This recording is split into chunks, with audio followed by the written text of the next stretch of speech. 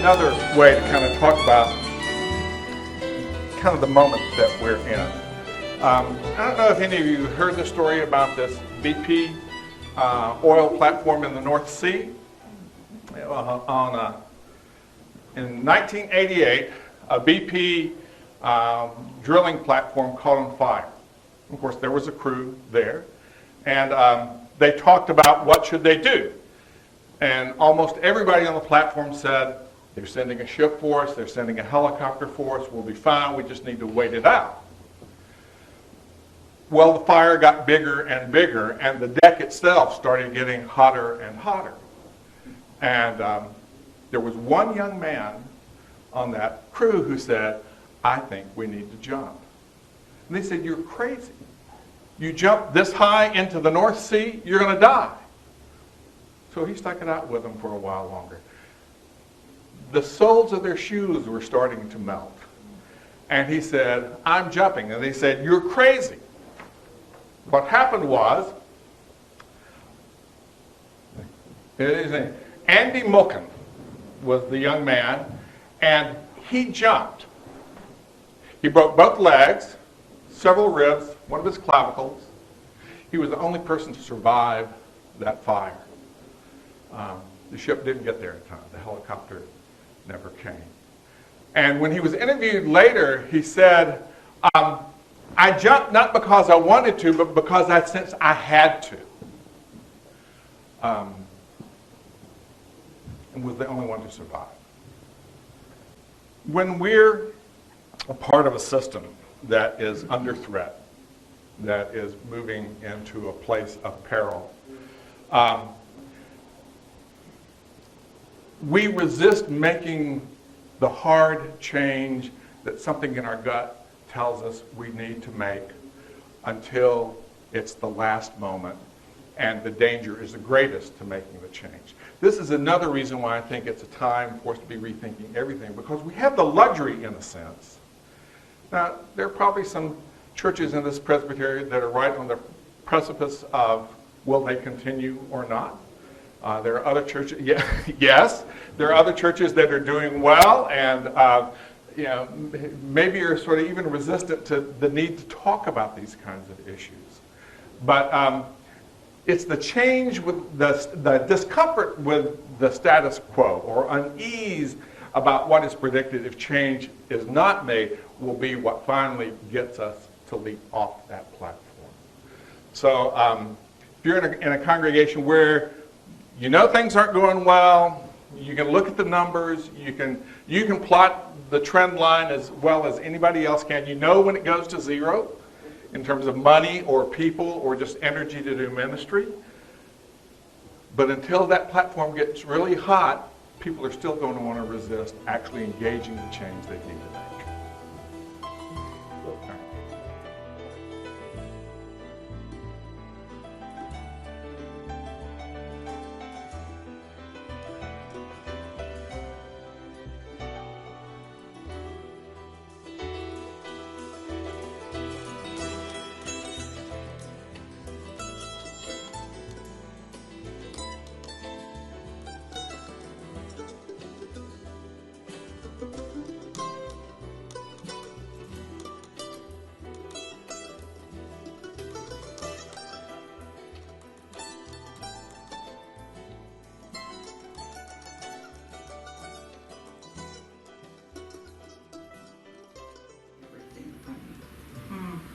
Well, here's one version of that. A dinosaur, or maybe it's an elephant. Do we really need clergy with graduate degrees to lead our churches? I mean, that's a sacred cow for us Presbyterians. So no, that's why we gave up. That's why we gave up. That's why there are way more Baptist churches and Methodist churches in Mississippi. We were still sending folks back to Princeton. They were just laying hands on folks and saying go. Yeah. But there aren't more Cumberland. And that was one of the issues there. Right. Now, I'm interested in, we'll do Kickstarter. No problem with that. As many different avenues as possible. But don't ask me to open my wallet. And doesn't that get back at some of the issues that are ancient? Sure. In terms of commitment. Now, increasingly some of the folks within our communities, because we are crossing some of those lines, don't have a wallet to open and don't have the resources even to keep a roof over their head for much longer. And right, and so in a lot of the new burgeoning churches, in terms of the old matrices we used to use for sustainability, because that was the big Yes. word, you had to be sustainable by a certain period of time, had to do with the sense of whether there was an affordable financial model for sustainability there or not. And what is mission and what is church? I think the what is church question is a huge one for us moving forward. I got rather unpopular in a seminary when I was speaking to the folks on models for new church and dinosaurs of old churches, and I said to them, is a seminary, grant you, who's got a way of, this is the core curriculum, it's the approved curriculum in terms of their accreditation, et cetera. I said, okay, imagine this. Let's look and see see if we can chart how much money and how much time and how many student credit hours do you put into training people for work on a Sunday. Just what they're going to do on a Sunday. And they started mapping that out. I said, okay, next round of the circle, how much of that is geared towards what they do for 1 hour on that Sunday? And they started mapping that out. And here's where the homiletics professors hated me. How much of that is towards 20 minutes within that 1 hour on that Sunday? And they thought, geez, you filled up the calendar now. I said, what if Sunday morning hour of worship doesn't survive as a genre of what church is? It's not that ancient. It's not like it has 2,000 years worth of historical roots in the church. Contemplative church, contemplative understandings of worship were huge. If you go to Ephesus and you look at Ephesus, it was probably common that there were maybe 40 or 50 people that Paul met there when he met with them. It was what we would call a small and, maybe not survivable church. So the notion of where we are putting all of our energy and focus into someone who has the wherewithal, and then you look at the people who are staffing those churches, and what if our smaller churches who used to have a full-time pastor went to a half, three-quarters, went to a half-time, went to a quarter-time, maybe are at 10 hours a week. You can't buy a well-crafted sermon for 10 hours a week. I just want to say that as plainly as I can. You can't buy that, as well as a set of meetings some night during the church, as well as any pastoral care calls or anything like that, to let alone any other kinds of development of mission. You need to look at what you're buying. And I'm putting that in as plain a market language as I can. We're obviously big on the dinosaurs. Just one more comment. The other dinosaurs is the building. The building. Oh, yeah. Because we're at the point where a great congregation, not even an old necessarily congregation, but down to 45 members, they can only support a pastor or a building, Exactly. not both. Yeah. And they have to make a choice now. And part of our That's a burning platform. Yeah, it is. It is. Yeah. And part of the work, the deep work that we do when we'll tell you about our work in Pittsburgh, of getting down to what is our idolatry about the buildings about, and what is it because it's a feeling grief work level of work with us.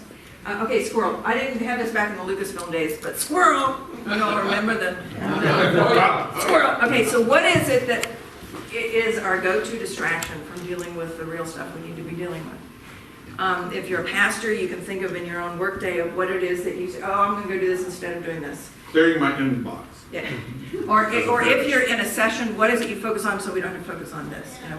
We're gonna fill up these holes or we're gonna say squirrel and go over here, and then that means we're not dealing with the deep stuff over here. So it's important to look at what are the squirrels that detract you, that you let divert you, because the squirrels are fun. The dogs love the squirrels. Anybody know any squirrels? The building. The building's a squirrel, even. Or something, it could be a squirrel so you don't ever deal with the building, or something, or not dealing with the death issue of the church. Yeah. One of the squirrels for us is on session, we deal with the day-to-day stuff, Yeah. right? Looking strategically long-term, Yeah. because that scares the bejesus. You put the out of us. blinders on and say, we're going to look at this right now, and don't mess with me I on don't want this. to spend a half day talking about Yeah. the future. I just want to do a quick, if you've ever, those of you who are teaching elders that have gone to an Alban Institute thing, you know they love to do these quadrant kind of things. But one that I think is very helpful here is talk about if you sort of are building a graph where you're talking about, and this axis goes from urgent to not urgent. And this goes from important to not important. They would say, we as pastors, because that's usually who their audience is, but we'd say we as churches spend far too much time in the not important but urgent quadrant. It's the phone call that's waiting for us. It's the angry person out in the hallway. It's you know, I know this mail probably is 80% spam, but I'm going to sit here and go through the process now on my list. And said where we don't spend hardly any time at all, and this is where our call is to spend it in things that are not important. Let's see if I get this right. Not urgent, but important. Those deep things. What do we need to be thinking about the future? So even to have a session agenda where you say, we're going to spend at least 15 minutes talking about some topic that is not urgent, we don't have to decide it today, but it's really an important issue that we're facing. So that makes me think of the folks, the squeaky wheels, that, and we spend a lot of time trying to appease older folks who are threatening to leave because of this changing, and not, although I think we're doing a better job in our church of looking at that big picture of inclusiveness to everyone, including being married. Squirrels can be unified. Well, do tell. Coming from the south, I have some experience there. You can just say biblical inerrancy. They're not believing the Bible. You've got your You hijacked the conversation now. yeah, or it could be abortion or whatever. You can rally the troops. You say, "Here's the squirrel. We're all going." Yeah. For the Have you squirrel." seen many squirrels in this year's round of presidential candidate debates? I mean, it's a room full of squirrels. There's no. And it unifies. Yeah. It's true. They march with squirrels. Let's go to my next one. This is my favorite, Roadkill. I like to think it's not a squirrel, but I'm thinking it's a rabbit. It's a rabbit. It's a raccoon. I'm not worried about that. Yeah. It's supposed to be an armadillo. Again, it's highly contextual depending on where you live. My favorite, being from Florida, is, I don't know if you know the writer Carl Hyacin, but he had a character named Skink who was a Florida governor who left the office because he was fed up with all the corruption there. And he went down to the Everglades and lived on Roadkill. He's just a great But the character. truth is, it's mostly a skunk. It's true. Yeah. Anyway, so roadkill in our animal farm is one of the most important things to embrace, and it has to do, what are the epic failures that we have lived through, and can we name them? I had an entire gig once at Google that had to do with failure. I was teaching failure. And the reason was the honchos and I were sitting around there saying, you know, they were fairly known, so we have hired the best and the brightest engineers that are out there. We're going to do great things and stuff and things. But we have a problem. They're not innovative and fast enough moving forward with ideas. And we talk about, well, maybe they're trying to succeed at everything. They aren't comfortable with failure. And what has evolved into the practice now, especially in Silicon Valley, but in other corporate settings too, is called rapid fail R&D, rapid fail research and development. And I said, the problem with your engineers is these are young folks who have spent their entire lives hiding every failure they ever made because they don't want it on the resume, they don't want it shown in the interview, they were taught, put that under the carpet and show your bright and shiny face around what's going on. Now, we in the ministry, we know the wounded healer idea, we understand the notion of healing and grace, but we don't lead with it. And yet, if we were to lead with it, oftentimes we would make more progress in our innovative march towards further grace in the world. And I am completely convinced that the nuns and the duns out there, the de-churched people and the unchurched people, would really understand and love us better if we led with that sense of grace and failure. We are denying our Reformed theology if we don't lead with that understanding. Internally, in our presbyteries, how often do we sort of put a black mark on some young pastor's resume if a church closes on their watch? Those people, if they do it right, deserve the gold star. 'Cause I'm giving Brian here a gold star for closing his church. And for other people we know who have done it right, you can do it wrong and you can do it right. And a lot of it has to do with how much the community will embrace the fact that death is not the end, that we really are a resurrection people, and that the gospel stays resurrected. We just are looking at the trappings that are getting in the way of the gospel that need to be set aside. And so I'm going to fish this on because I Okay, want go. to be sure Right, to right, get to right. that. Okay, so roadkill, it's important, because ask people, what have we failed at? And you'll get, we're not gonna stop and say it, but that thing we did then, we blew it, and acknowledge it, and bless it, and move on. And so what did you learn from it? Exactly. All right. All right, we're going to do these next slides really quickly so we can get to the heart of what we want to say. This passage from Luke 21 came up in the lectionary a few years ago. It's probably about time for it to come up again. This is when Jesus and the disciples are in Jerusalem for the first time, and they're all walking around, and the disciples are doing like this, kind of like big folks getting off the bus in downtown Manhattan. And they're saying, oh, look at these beautiful buildings. And Jesus says, well, none of these, there's going to come a time when none of these buildings are left standing. There's not going to be one stone left on another. The insight that came to me that year, and that I continue to live with, was in terms of Luke's narrative, where he is in the story, they were looking at those beautiful buildings. But the first community that heard Luke's gospel may well have been standing in the ruins of the temple. And how do you begin to repurpose the stones? Go on. Okay, so we're used to seeing the charts of decline, and I noticed when we first used this slide that I was ordained right at the cross point where the average and the numerical years come in.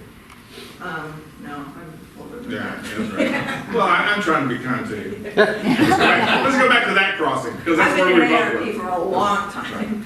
So the notion of decline, again, we were born into that kind of decline where we were, but there were other parts of the country that hadn't seen it yet. But we've been on that decline. And it's essentially, now it is religion institutionalized religion in every shape and form. It includes evangelical churches, it includes mega churches, it includes Jewish tradition, includes the Muslim tradition, includes what it is. It's about belonging and joining and being part of an institutional setting for your religion. That is on the decline across the board now. And for you statistical geeks, this is Tobin Grant's work, who does some of the best statistical work out there. And this is his merging of all those different lines you see for all different denominations. He sort of says this is kind of what the mean line looks like. And the part of the fallacy we live with is it always used to be up in here, back in the glory days, and it's only been in decline now. But if you actually track the numbers back, it goes back down. So it really was only that post-war boom that becomes our default. That's the way things always work. That's the if you think about it, that post-war boom is where after the war, all of the suburbs blossomed up. And development groups had to make, in many parts of the country, had to make a deal with the civic leaders saying, you give us this lot for the Lutherans and this lot for the Jews and this lot for the Presbyterian churches in this new development that's about to be born. And that just happened. I have a question as to, we have a mix of ruling and teaching elders here. How many of you had kids that you raised in the church? Raise your hand if you have kids that you raised in the church. Okay, how many of those of you who raised your kids in the church, how many of those are adult kids who don't go to church now? Some. Okay. Iffy. How many of you have grandchildren of those kids who are not being raised in the church? Okay, here's the stinker for the ministers.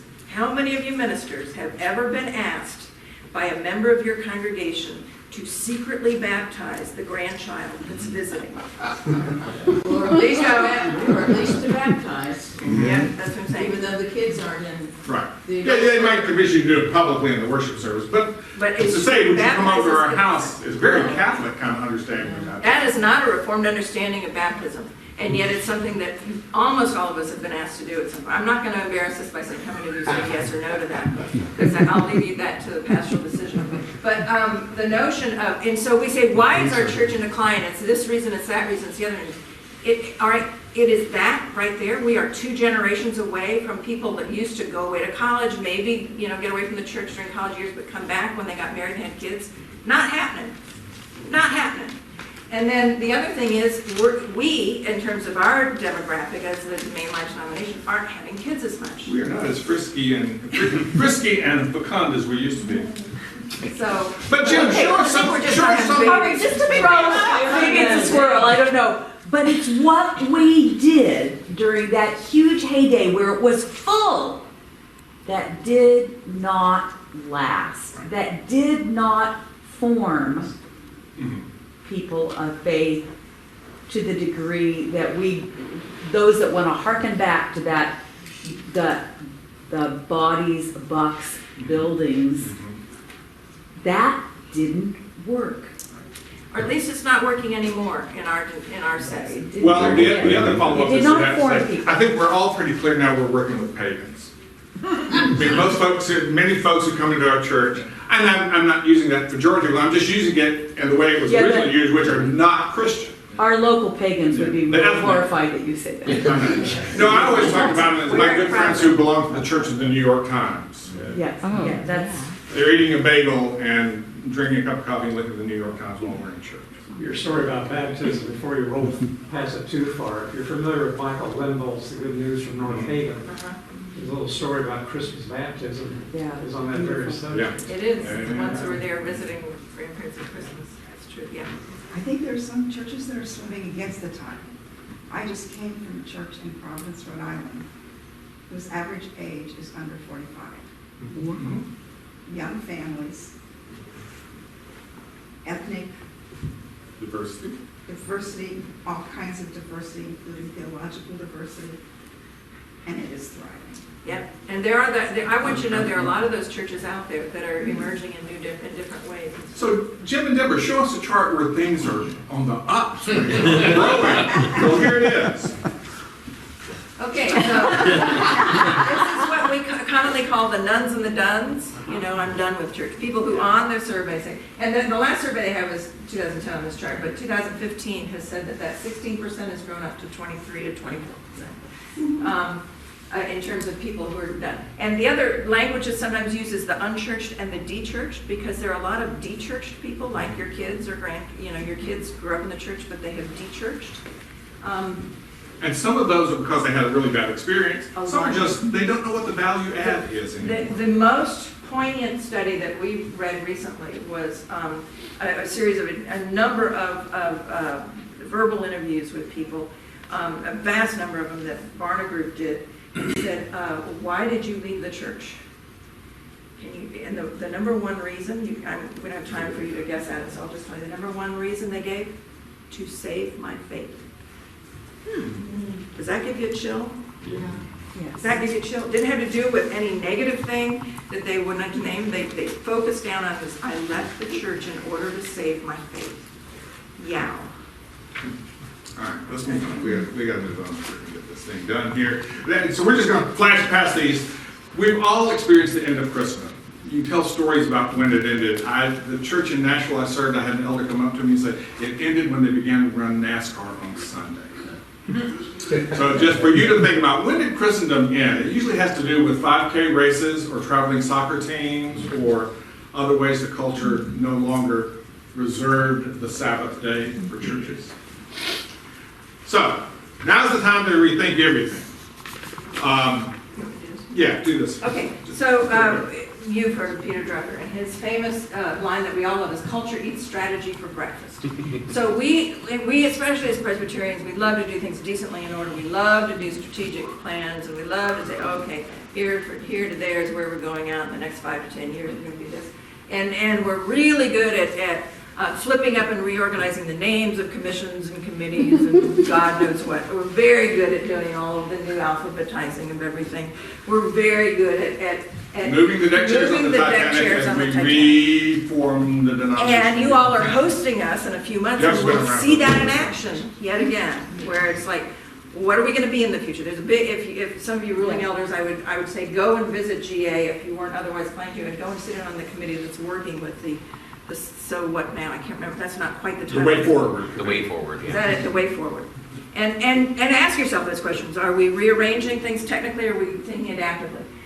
But culture, it's all about the culture being different that you have to deal with. And it's cultural is contextual. Okay, so adaptive change, what's the difference? Adaptive change is basically, and I may step on some of the future ones. Sure. We'll go through them. Adaptive changes are things that have a lot of complexity to them. They're things where we don't know the easy answer. We are so good at technical changes. We know how to technical change the hell out of things. So the notion of technical change, and I am going to jump one that's going to show on the slide later and get it in here, is the real difference between the two is the notion that if you sprain an ankle, there are technical things you have to adapt to. You have to learn how to do things for a short period of time that are different. Adaptive change, as opposed to a sprained ankle, is if you lose a leg. If you lose a leg, you got to start all over. You got to learn how to walk again. You have to learn how your life is going to continue, whether you can walk or run or whatever you're going to do or not. I have a very good friend who, Miles O'Brien, who's a CNN reporter for years, who lost an arm tragically recently, and he talks about learning how to redo everything he did. It was his dominant arm. And that's the notion, is you have to completely shift, because what occurs to you is what in this world is called creative disruption. It's the tsunami of change that has to take place and rattle you so hard that you think differently, that you look differently, that your eyes and your point of view shift. Then how do we engage in the hard work of adaptive change? And we're about to tell you that. Well, one more, because some of this, again, we're going to show you some slides that kind of give you some definitions, that kind of some good left brain stuff for you, but there's also a right brain piece that we need to engage around this whole thing. And for me, one of the ways I thought about it, I wrote a book for Alban based on kind of some of the experiments we did at Davis, because we got to the place where the only thing we knew was to pray for the church. We didn't have the slightest idea of what to try next, what technical fix to try next. And beginning to pray for it. And one of the ways I describe it, I played football when I was in high school. And it felt like, you play that first half of football on the football field, you go back into the locker room, the coach gives you that pep talk to get you to go out and play that second half well, and you come out, and somehow during halftime, it's one of those stadiums that you can change the configuration from football to baseball. And they've just changed it to baseball. And you're trying to figure out, it's still a sports arena, and this is still a sports field, but the boundaries go like this instead of like this, and people are handing you a bat, and you're just not quite sure what to do. That's kind of what it feels like. That's a good way of knowing you're facing, that the challenge you're facing is adaptive rather than technical, is that it all just feels out of sorts. All right. Adaptive change, we're going to get into the more technical pieces now. Adaptive change really rises out of the biological sciences. And it's talking about how organisms evolve, how they adapt to changing circumstances. Being out in the Central Valley of California for a long time, UC Davis puts a lot of money and research and a lot of people power into trying to help figure out find strains of crops that can take greater salinity in the water.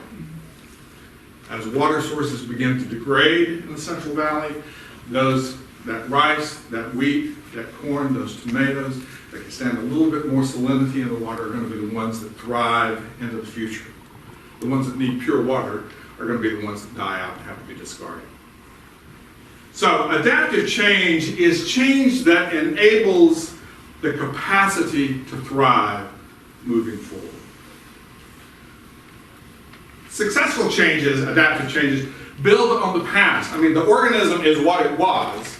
If it's adapting to better fit its ecological niche, as that niche emerges, as that culture changes around it, it's still the same organism. So it builds on that past. It doesn't say we have to reject all that's come before it starts something completely new. Adaptation typically works through experimentation.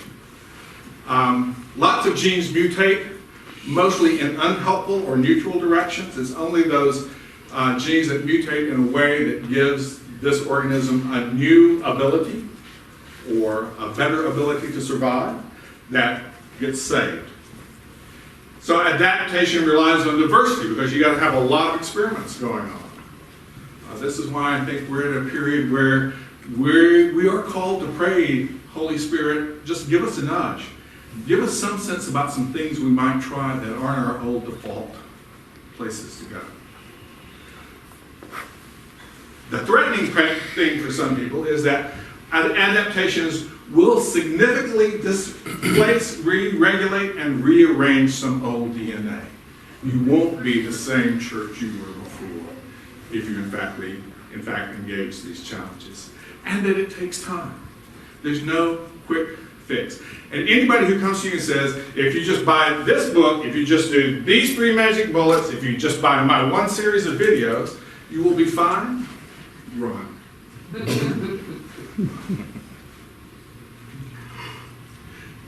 And we always, Charles Darwin, of course, was sort of the father of thinking about adaptive change in physical organisms. And we often think about his summary statement is, it's the strongest who survive. He never said that. In fact, this is what he said. It's not the strongest of the species that survives, nor the most intelligent that survives. It's the one that is most adaptable to change. And so we want to try to build Christian communities that have the ability to change and adapt and know that that's how they're going to thrive and live moving forward. You quoted Darwin. I'm going to go a little more recent. Do we have any Downton Abbey fans in here? If you are, I don't want to do any spoilers. Have most of you seen the finale? You haven't seen the finale. Plug your ears. Oh, no, it doesn't matter. It's just a line. Lady Crawley was descending down the stairs. It's one of her last lines in the last episode of Downton Abbey. And her husband, Lord Grantham, is on her arm, and she says, well, I guess just we'll have to adapt if we're going to be getting through this together. I thought, yay, Lady Crawley. And it was the notion, of course, in that setting of from the upstairs-downstairs world into the world that wasn't going to be up and downstairs anymore. The classes and structure was going to completely change, huge adaptive change for the UK. So it doesn't have to all happen at once. It can be well thought out in terms of we'll take this on now, we won't take it the whole world on now, but there are things that we can do in our individual churches or in how we operate as a presbytery or in how we operate. It is going to cause stress on a system and it needs to be regulated. I used the illustration in one church group because the audience was good, it was mostly older women. I said, we postmenopausal women get this. It's like, what the hell happened to my body? I don't have control over it anymore. Turning the heat up and down, I am no longer in charge of that.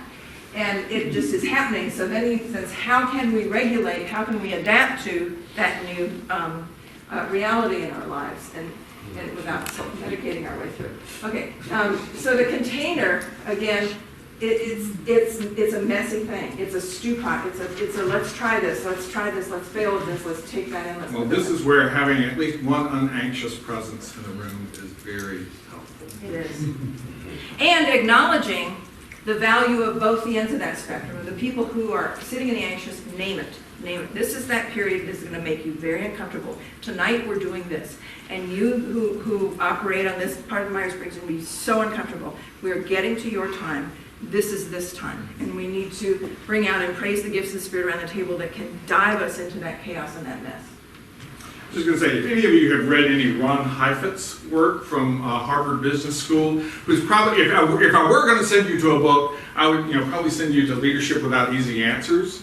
And he talks about that this is the role of these kind of things come from the role of a leader in a system that really needs to engage adaptive challenges. So that would be my one toss outside. All right. So these are just, again, that's the left brain. This is a little bit more of the right brain. Deborah's already talked about the spraining your ankle versus losing your leg. But when we go to the doc and we're told our blood pressure is way too high, a technical way to address that issue is prescribe me something that'll knock those numbers back down.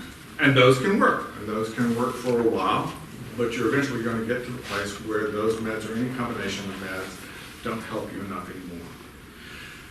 What you really need to do is the very messy process of changing your lifestyle.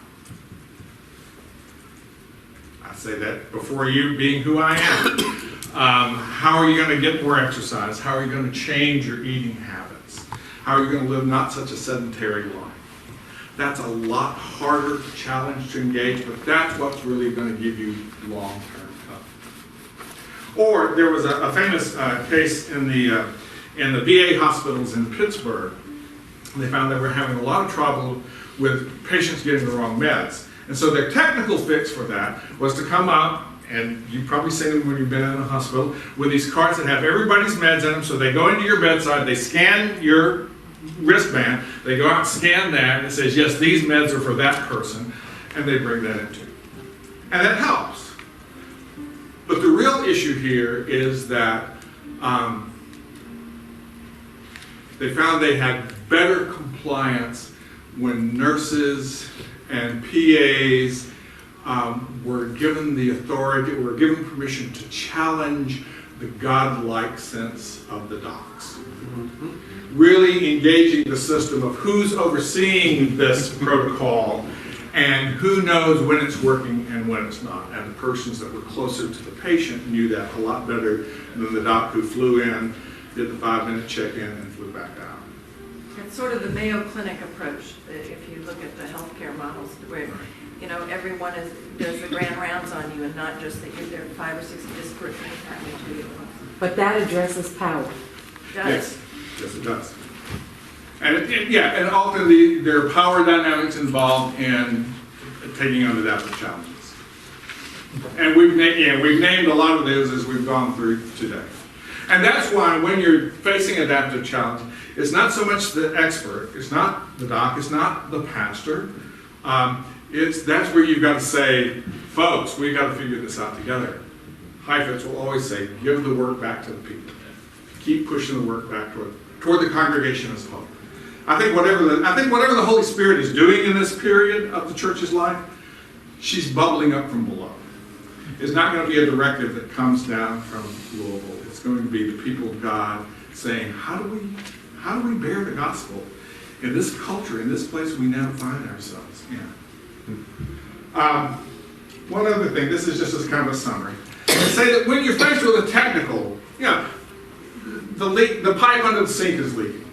You can go get a plumber, and he or she will come in and fix that leak for you. You'll pay them a nice hefty check, but it'll be done.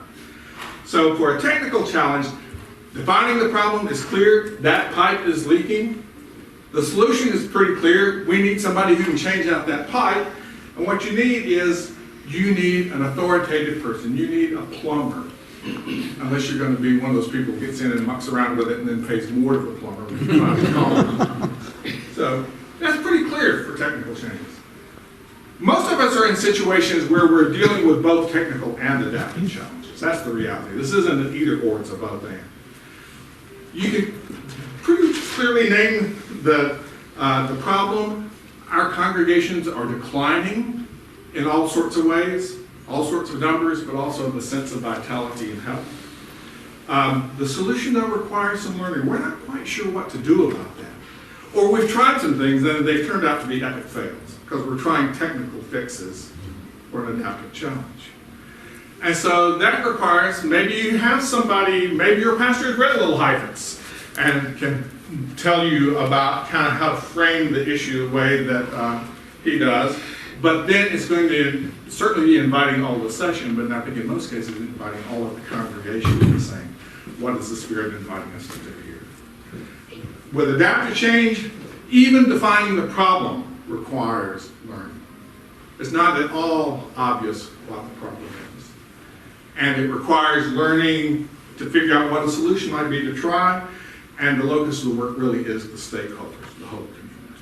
And that's the power issue that one. Been thinking about this. We're working through a book on adaptive change, and it strikes me that just that problem definition is coming back to our dumb lung process. Yes, our attendance is down, our giving is down, people aren't coming to church, and keep asking that why. I easily default to my technical training, to the training of the Christendom model. Mm-hmm. And this is the real challenge, I think. It requires learning about the new culture, because we're also in a culture of church and a culture of the way things happen. Mm-hmm. And we've kind of ignored the culture that exists around our problems. So I just see the church's tendency to jump to, here's the clear definition of the problem. That's easy, but we're beyond that day. To just grab the low-hanging fruit and say that's the issue, we really need to be more going towards the deeper dig. I was working with a congregation once, and we were having this conversation about the second day of the conversation, and somebody said, you know, if the 1950s ever come around again, we are so ready. and that's where most of our churches are. If that golden era ever came back, we know what to do. It ain't ever coming back. Yes. But it didn't work then either, and Well, that's part of it. So the chart itself, I agree with my colleague, the chart itself pushes us in a problem-solving approach rather than tensions to be lived in Yep. and cultures and contexts Yep. that are not a problem to be solved. This is not a problem to be solved. This is a time to be lived in, and Which takes you back to the why. Why, you know. exactly. Why? I mean, Well, and it also, you know, when they say, well, those were the good old days, the follow-up question is always for whom? Yeah. that's how does this advantage? Make America great again for whom? How does this work? How does this work, and who does it work for? Are part of what why is not a question we want to ask, because it comes back to how we hold power. Yep. Absolutely. Oh, absolutely. So, And those of us, and this is where, particularly Shaper's beginning to, where the white privilege conversation that is just really getting started in earnest in our denomination, you can name it all, male privilege, middle class privilege, all those kinds of things, but to say, for those of us who find ourselves at the top of the pyramid, we need to do some serious soul searching about how we contribute to some of those power dynamics that create the sacred cows and the elephants in the room. and a quote that I use often, and I don't know who originated, maybe I did, is the notion of, I'll claim it, is for those who are accustomed to privilege, equality feels like oppression. Take that in, because it's like it's being taken away from you. If you are used to privilege and you're being asked to come to equality, it feels like oppression. It's gigantic. Because period pieces, be they in the future or in the past, are never about the future and the past. They're about right now. Utopian visions talk about what we feel like we most need to work on now. Yeah. Did we skip go back one? I want to, no. Oh, sorry. Back on home.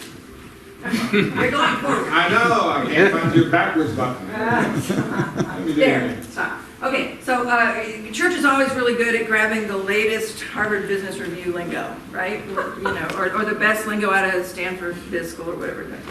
And best practices, we're usually about 10 or 12, 15 years behind in that language. Yes.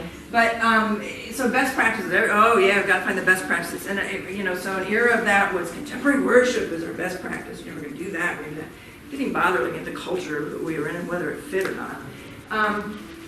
When you're looking at technical changes, best practices are your friends. When you are looking at adaptive challenges, it is your worst enemy, because you are aiming people at what is failing. It's what has been working and is no longer working anymore. And so the notion, it is so, like we say, the technical fix switch is so strong in us. In our Presbyterian DNA, we think we can figure it out, and we throw the technical solutions at everything. You watch the tension of that at GA this year. It's going to be huge. And yet, because notice, we're not going to be chaos. We do things decently and in order, for God's sakes. But the adaptive change, the best practices, is not what you want to teach people. It's what you want to say, where are the, as we call them, the positive deviants on this side of the U-shaped curve. The folk, not the negative deviants, but the positive deviants. In biblical times, they were called the prophets. They were the fringe people. They were someone asked us the other day in the foundation world, well, we got to get, to the stage where maybe the church knows how to use this, like GoFundMe and Kickstarter stuff. And he said, yeah, the UNCO figure, I've already figured that out. They're like, what? And it's like, they live on the fringe. They had to figure it out to survive. And so they are into that culture already. And it blew their minds. And so the notion is that you have to look at your context. It is so deeply contextual that we don't like to go around the world speaking to churches and then leaving. what we like to do is dive deep with them, so that. Okay, yeah, I'm going to just point toward this because I want to honor the time to finish. Is just to say, we have worked, one of the things that we have found has been sort of our best experience with trying to really wrestle with adaptive change theory on the ground was we have worked with Pittsburgh Presbytery, who found a cluster of churches who said, yes, we think we're facing some challenges, we don't quite know what to do. We asked them to find an equal number of people who wanted to learn about adaptive change theory, and who became apprentices who worked with those churches with us, so that we spent the whole year training them and talking with churches and pastors about what are the real challenges that are facing you and what are the adaptive ways to think about the options you have. We constantly are saying too that we Pacific Coast people, I don't say this in any kind of arrogant fashion, but we are earlier to the trough of understanding the need for adaptive change than our colleagues and loved ones in the church who are on the eastern seaboard. We constantly... Much less in the deep south. Yeah, and we constantly find that even language, I mean, Ken does this and Brian and some others, we sort of threw out the idea to say, let's go way crazy on the edge and say, you need to reorganize the church, let's hold some hackathons. Mm-hmm. West Coasters loved the idea. We had over 3,000 responses. Yay team, let's do this. PMA board, not so much. And again, it's a power issue, but it's a sense, and then we had some people say, yeah, sort of patronizing, like, yeah, you people out there, we're a big complex organization. You can't do a hackathon in a big complex organization. You want to ask the Department of Justice and the Pentagon about that? That's the model they use across the board. Most of the Fortune 500 use it across the board. So we tried to say, let's hold a hackathon at your GA in Portland. Who knows, that may happen yet. It may yet happen. But the notion is that if you go there, you understand that our sense of culture is different. Not to say that we don't also have our own blinders on and our own squirrels and dinosaurs and everything else. Let's go through the last 3 memes that are just kind of fun. Yeah. You may have seen these if you travel on Facebook much. Yeah, this one's true. Any pastor search committee has faced that. Any pastor has faced that in a search committee. Let's go to the next one. Oh my God, don't let Jesus screw up everything. And then the last one I love the best. You want to change? Yeah, you like change. Who wants to change? And there we are. Not so much. Not so much. So we put this out there as a notion of getting your juices flowing around it. We could make our business working one-on-one with churches that can afford us, and we hate that. I mean, it's nice, it pays the bills, it does all that, but it's not an efficient way to work towards change. It's synchronistic to work with a group of churches together that are all on the same track of trying to deal with messy church. And so we toss it to you and say if there are ways that we can help you think and move forward, help you build a bench of adaptive change people here. We would love the opportunity to do that. How about presbyteries? Pardon Oh, me? yeah. Because we always, Judy Corey's doing the We same usually thing. do it by Presbytery. from my opinion, we always get to this point. We have 6 presentations that get to this point, but it takes time, and it takes a persistence to say, and the next step, and the next step, and this step that you have to do 4 times in place before you do the next step. Sure. And that it's a pastoral process as well. Yes. And we don't often remember that part of it. We are here. Just about how we need to walk with people as they're making really hard decisions. If you want people to be involved in it. Do you-